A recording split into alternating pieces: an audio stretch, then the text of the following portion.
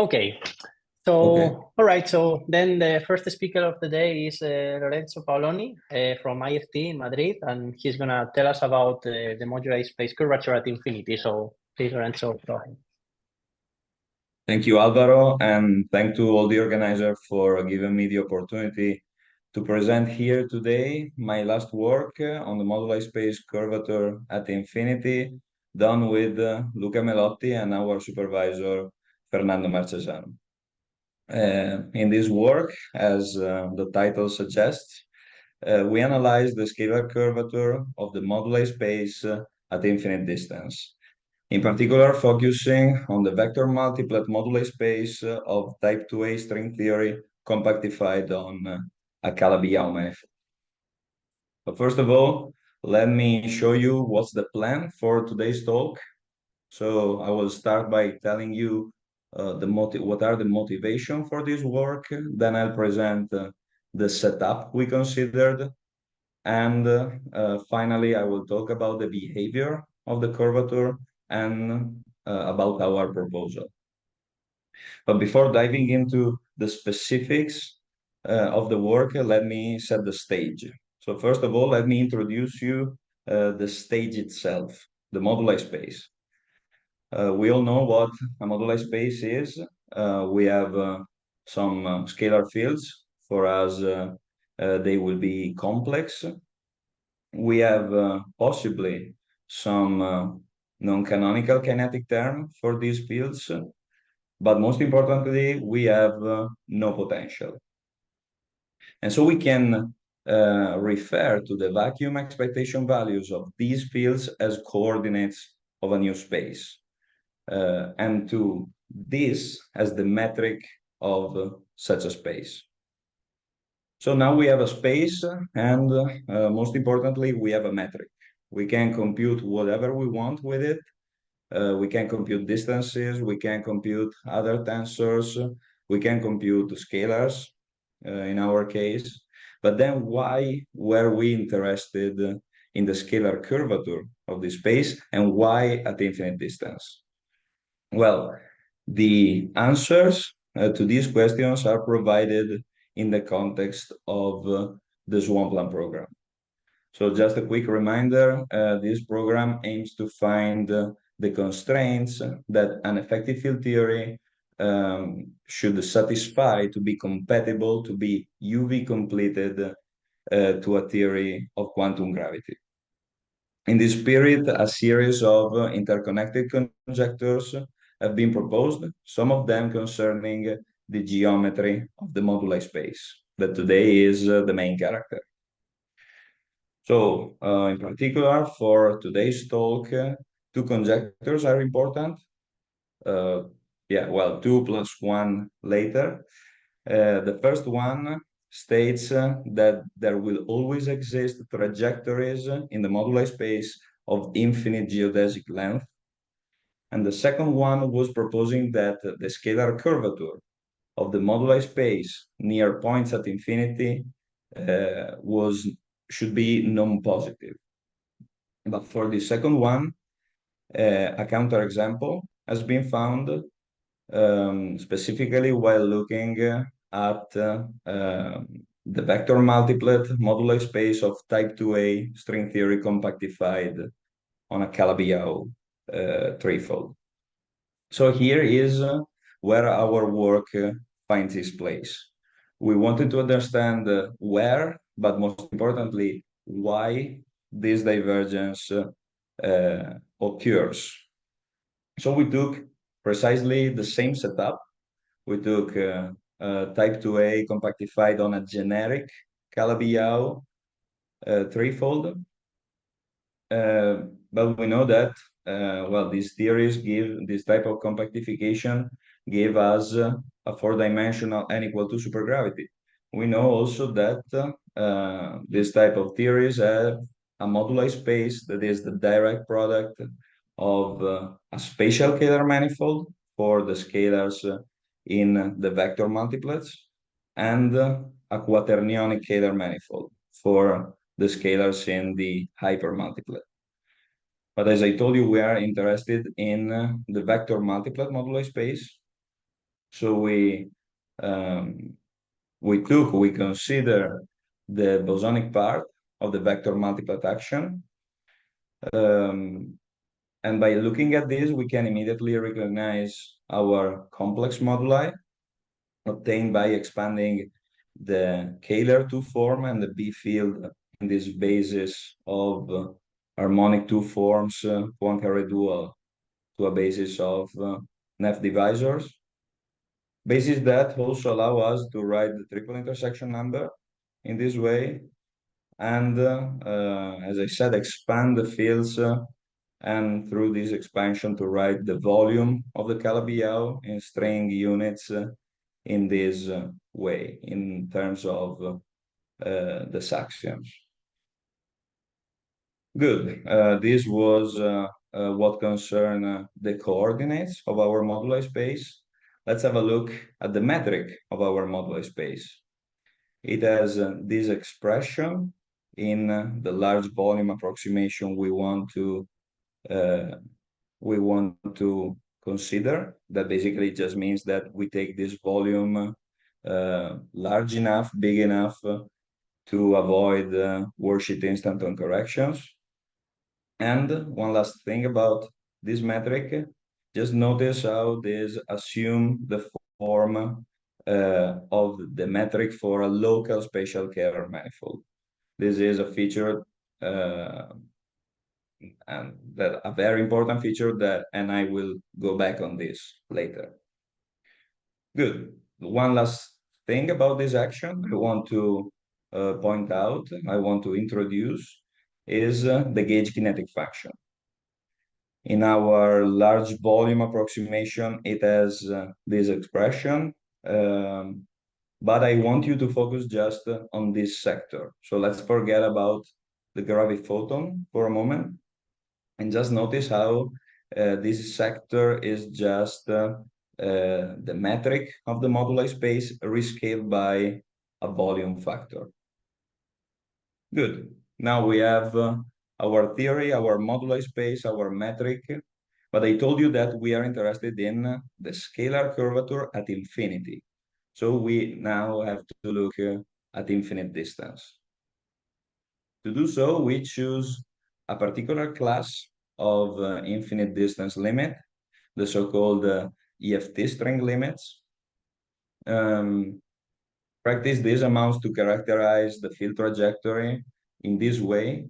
So we have our Kähler cone. We choose an initial point for the trajectory that is in the deep interior of the Kähler cone because, as I told you, we are in this large volume approximation.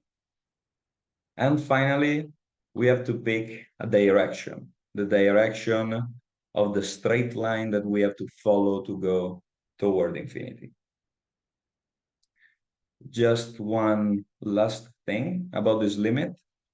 I told you that we are interested in the scalar curvature of the vector multiplet moduli space. So taking this limit, we don't want to move in the hypermultiplet moduli space. To do so, we need to scale the string coupling as the square root volume of the Calabi. And doing so, we are then moving toward this strong string coupling regime in 10 dimensions. Good. This is our limit. It is a well-known limit. And it is also well known that is characterized by only two integers. The first one that can assume just these three values, 1, 2, and 3, and is basically telling us how the volume of the Calabi scales with this phi, with this parameter that is taken to infinity for our limit. And the second one is this rank, the rank of this matrix K built with the triple intersection numbers and the vector that is telling us the direction we have to follow toward infinity. We will see that this number, this rank, and this matrix will be fundamental in order to understand what is happening when the curvature diverges. Well, now we are ready. We have our theory, our limit. We are ready to compute the scalar curvature. So for a local spatial scalar manifold, the scalar curvature takes this particularly easy form, let's say, while considering the large volume approximation once again. And so we immediately notice a negative constant and a positive definite part. So this means that this scalar curvature is bounded from below, but not from above. This part here can diverge positively. We can also have a first hint of what is happening physically when the curvature diverges by rewriting this positive definite contribution in this way, in terms of the inverses of the gauge kinetic function. Indeed, here we see that we have this volume factor that always brings this diverging contribution, and we have these inverses of the gauge kinetic function that, roughly speaking, can be thought of as gauge coupling. This gauge coupling usually in this limit go to zero. So we see that it is all about compensation. If the gauge couplings are able to compensate for the growing volume, then we will have no divergence. But if there is some gauge coupling that is staying constant along the limit, some sector of this inverse that is staying constant along the limit, then we may have a curvature divergence. So we can have the intuition now that when the curvature diverges, some hierarchy of gauge coupling is created. Some of them stay constant while other switch off, let's say. And as we will see, this constant gauge coupling will take over the gravitational interaction, but we will see it more clearly in a moment. But this is just analyzing the formula. This is pure math. Let's try to understand better what is happening, what is the origin of the divergence. And to do so, we can take two paths now. One is more geometric, and well, this point of view tackles the problem of the divergence from an M-theory variable perspective. It understands the diverging curvature in terms of the boundaries of the five-dimensional moduli space, in terms of divisors that shrink. But we also have another road that is that gives you maybe more the physical insight of what is happening. It only deals with the four-dimensional effective field theory. In the announcement of the talk, I said that I would have talked about the two of them, but I'm sorry, it was a lie. Indeed, I have not enough time to talk extensively about the two of them, so I decided to focus only on the physical perspective, the physical point of view. If you want to know more about the geometric point of view, the geometric perspective, you can ask me. I'll be glad of telling you more about this story. Okay, let's focus on this effective field theory picture. The first ingredient that we need to understand this picture is the third conjecture of the day, as promised, the Swampland distance conjecture. It says that when we go at infinite distance in the moduli space, a tower of states is becoming massless in Planck units. The effect of this is either a breakdown of the effective field theory or a lowering in its cutoff, below the typical mass scale of the tower. So the picture we should have in mind is this one, a drop in the cutoff due to a tower of states that is becoming massless. So the first question is now, what is the cutoff of our four-dimensional effective field theory? Or equivalently, what is the tower that is becoming massless most rapidly?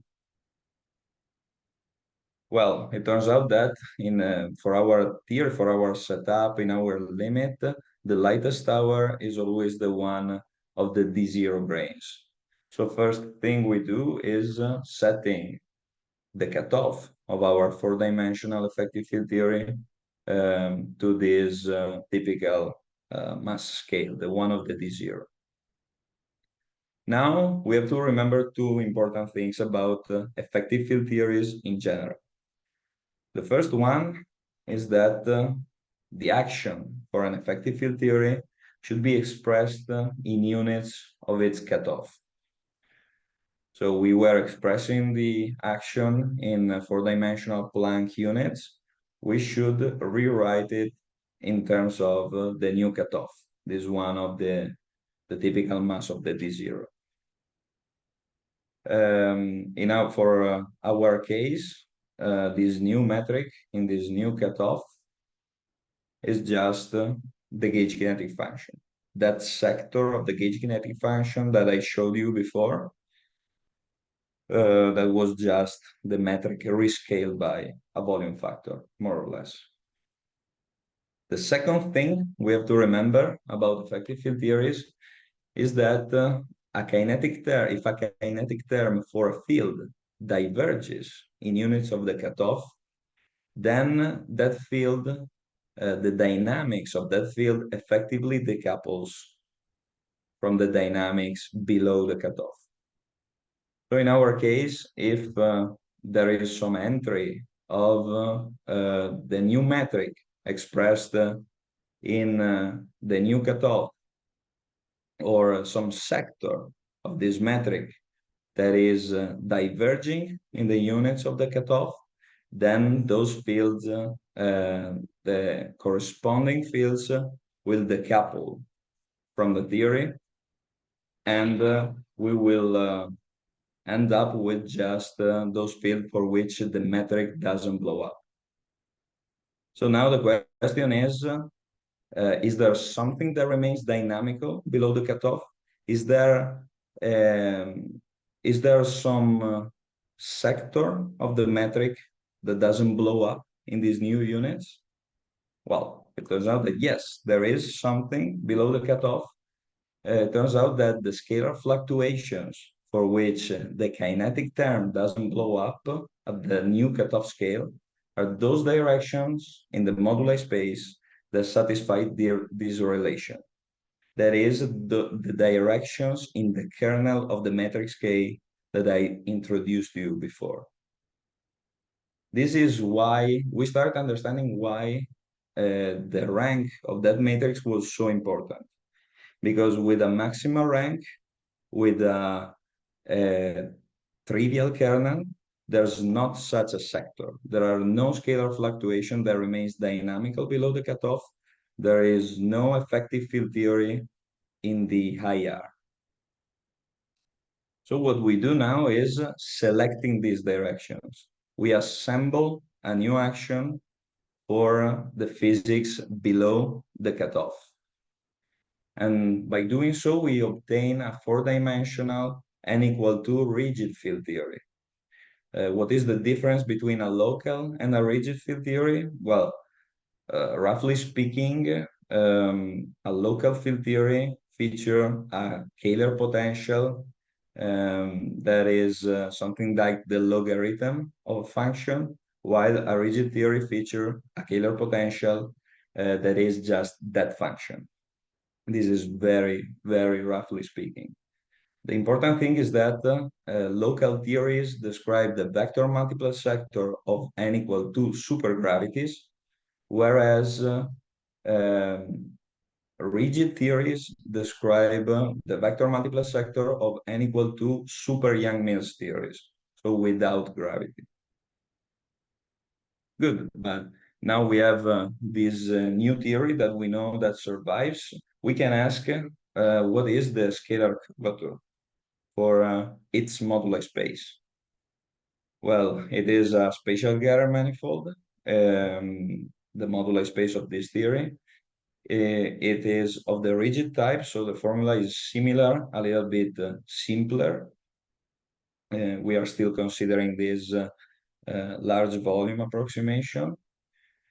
But by writing this scalar curvature, we see that this is just the old scalar curvature, the one for the local case, re-expressed in terms of this, re-expressed in these new units.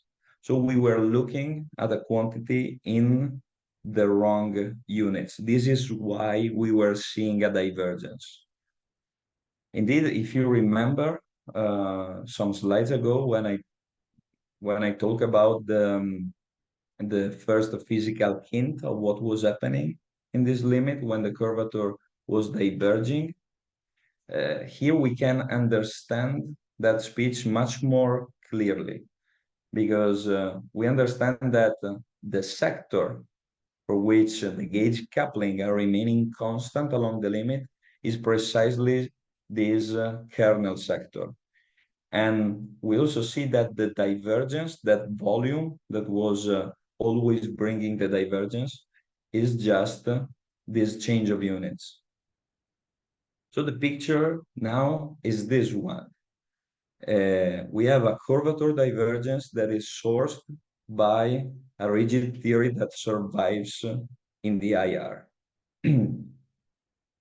This result pushed us to formulate a conjecture, a curvature criterion that says that along these infinite distance trajectories, a scalar curvature of the moduli space that diverges implies the presence of a field theory subsector that decouples from gravity. This can be seen as a takeover of the gauge interactions, as I said, on the gravitational ones. And let me be bold and also and reverse the logic and say that if this is true, this is a proposal to use the curvature, the scalar curvature of the moduli space as a probe to test the corners of the string landscape and see which of these corners can feature this gauge gravitational hierarchy. But okay, with this slide, I conclude my talk today. So just to wrap up, in our work, we studied the scalar curvature of the moduli space, focusing on type 2A string theory compactified on a generic Calabi threefold. We also focused on large volume limits, and we found that that the curvature divergence always appear when there is a non-trivial effective field theory below the Swampland distance conjecture scale, and that this effective field theory decouples from gravity.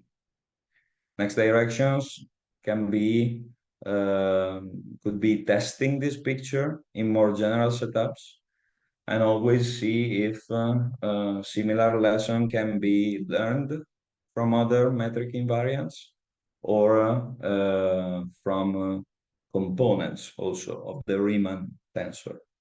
But this is it. Thank you.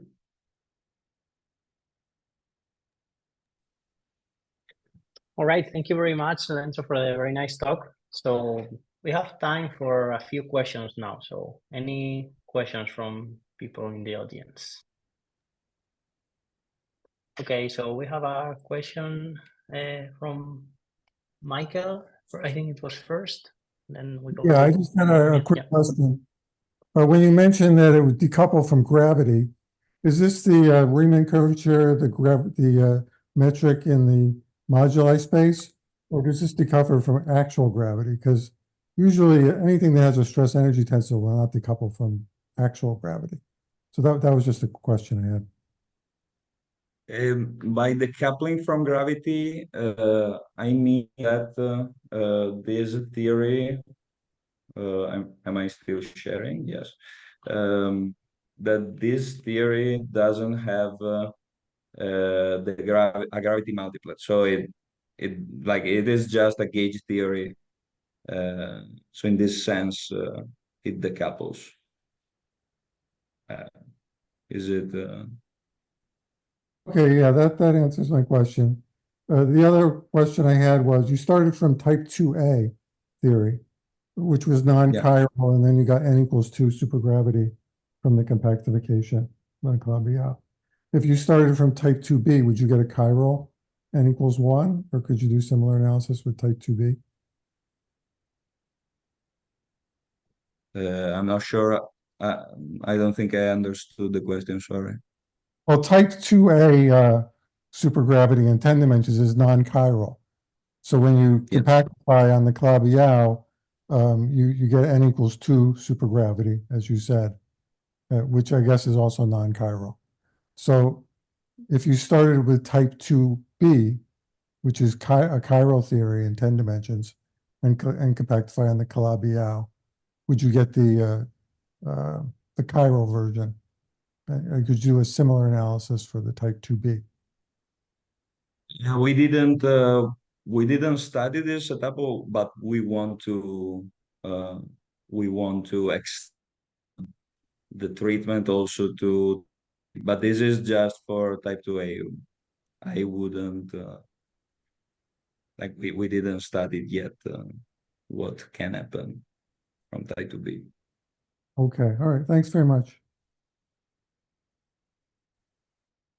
Okay, so we have another question from Damian's computer, like from the people there. So go ahead. So,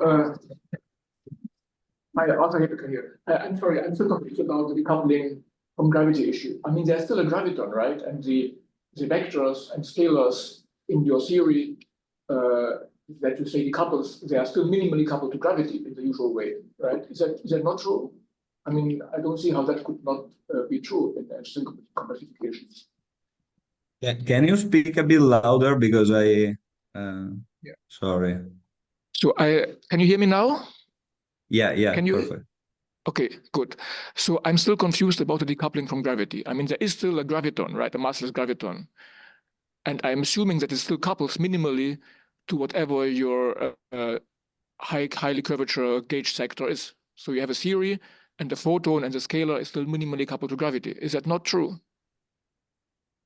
Well, yeah, the theory this type of what we showed is that this type of limits, large volume limits, are equivalent to for this setup, of course, are equivalent to the so-called rigid limits. In these limits, you pass from, as I said, a spatial Kähler manifold of the local type that describes supergravity to a spatial Kähler manifold of the rigid type that does not include the gravity multiplet. So in this sense, it decouples. I'm sorry. I'm totally confused. How do you get rid of the graviton? I mean, you make the. I mean, I don't understand that. You are just making. I mean, the graviton must be there, right? I just don't understand how you remove the graviton from the dynamics of your theory. Maybe someone. I'm confused. I would say that it is because the kinetic term for that become large, parametrically larger than the kinetic term for other fields. So effectively, it decouples with other, like not just that multiplet, but also other multiplets.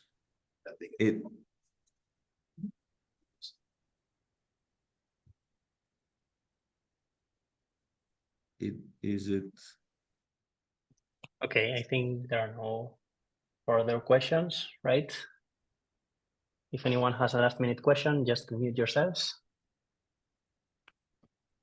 Okay, I guess not. So then let's thank Lorenzo again. Thank you very much.